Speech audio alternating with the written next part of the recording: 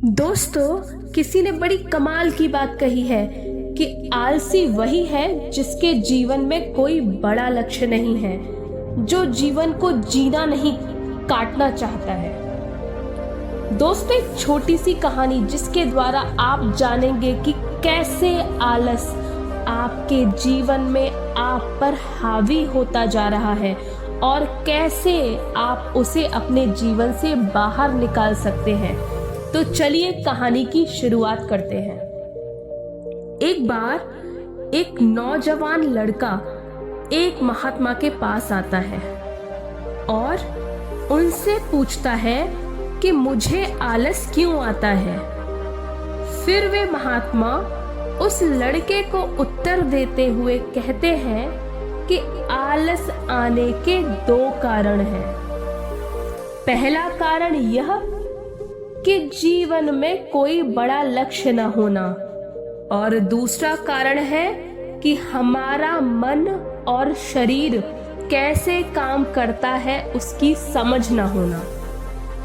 जिसके जीवन में कोई बड़ा लक्ष्य नहीं है, उसके जीवन से तो आलस जा ही नहीं सकता।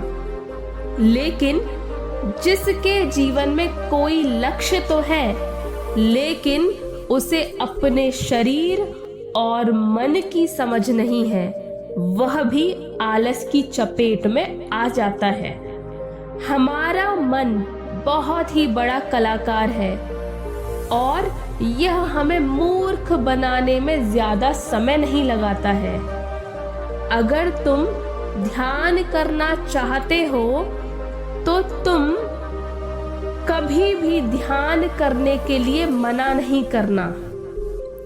यह तुमसे कहेगा कि ध्यान करना ब्रह्म मुहूर्त में ज्यादा अच्छा होता है। अब ना तो तुम ब्रह्म मुहूर्त में उठ पाओगे और ना ही तुम ध्यान लगा पाओगे।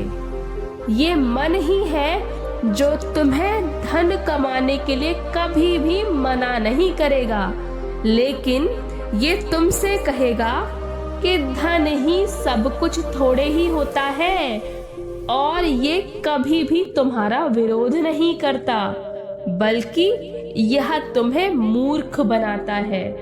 और कमाल की बात तो यह है कि तुम भी अपने मन की बातों में आकर मूर्ख बन जाते हो। फिर वह लड़का उन महात्मा से पूछता है कि तो फिर इसका समाधान क्या है महात्मा। तो महात्मा जी कहते हैं कि जो ये तुम्हारे साथ कर रहा है, वही तुम इस मन के साथ करो। मतलब यह है कि तुम्हारा मन तुम्हें मूर्ख बना रहा है, तो तुम उसे मूर्ख बनाओ। जब तुम्हारा मन तुम्हें कहेगा कि कुछ देर सो जाता हूँ, उसके बाद काम करूँगा, तो तुम उसे कहो कि कुछ देर क्यों ज्यादा देर सोऊंगा, लेकिन उससे पहले पूरा काम कर लेता हूँ। तुम्हारा मन तुमसे कहेगा आज स्वादिष्ट भोजन खाऊंगा, तो तुम तुरंत उससे कहो कि स्वादिष्ट क्यों, अति स्वादिष्ट खाऊंगा, लेकिन उससे पहले 1 घंटे का व्यायाम करूंगा। फिर वह व्यक्ति उस महात्मा से पूछता है कि लेकिन कब तक मैं अपने मन को मूर्ख बनाऊं।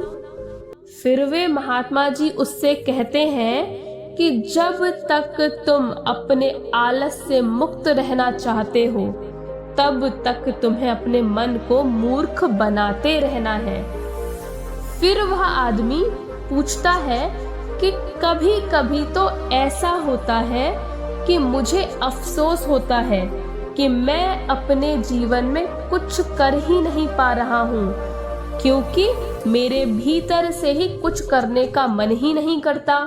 फिर ऐसी स्थिति में मैं क्या करूं? वे महात्मा कहते हैं कि मन को तो तुम मूर्ख बना सकते हो, लेकिन शरीर को तुम्हें समझना होगा। हमारा शरीर चलता है भोजन से, और अगर तुम मरा हुआ भोजन खाओगे तो वह तुम्हें ऊर्जा कैसे देगा। मरे हुए भोजन का अर्थ यह है कि ऐसा भोजन जो व्यक्ति अपने सिर्फ स्वाद के लिए खाता है, जिससे शरीर का उचित विकास नहीं होता है, जैसे कि मिठाइयाँ, पिज्जा, बर्गर आदि। इसीलिए भोजन ऐसा करो जो तुम्हें भीतर से ऊर्जा पैदा करे, ना कि आलस दे, जैसे कि फल, घर का सादा भोजन। फिर वह लड़का महात्मा से पूछता है कि महात्मन, मैं शुरुआत कैसे करूं। महात्मा जी बोलते हैं कि शुरुआत करो एक बड़ा लक्ष्य निर्धारित करने से, यानी सबसे पहला काम तुम्हारा यह है कि एक बड़ा लक्ष्य बनाओ अपने लिए।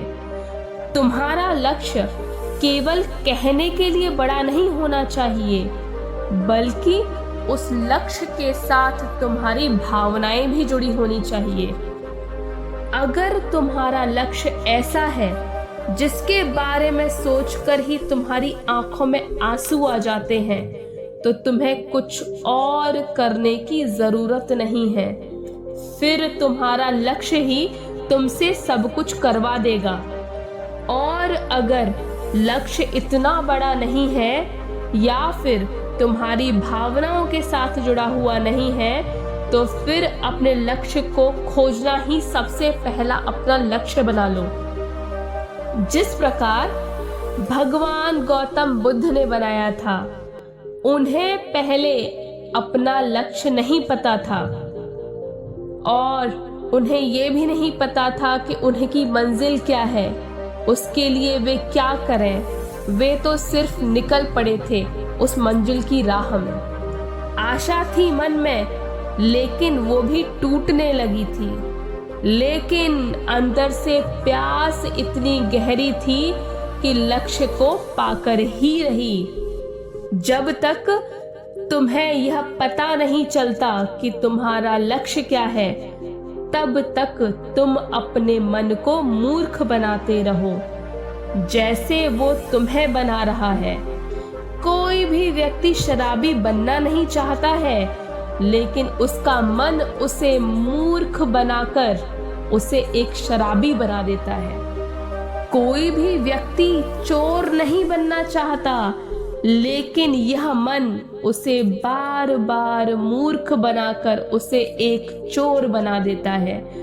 एक बात को तुम हमेशा याद रखना कि जब तक तुम बुद्धि से ऊपर उठकर बुद्ध नहीं हो जाते, तब तक तुम्हारे पास दो विकल्प हैं। या तो तुम अपने मन के द्वारा मूर्ख बनो, या फिर तुम इस मन को मूर्ख बनाओ।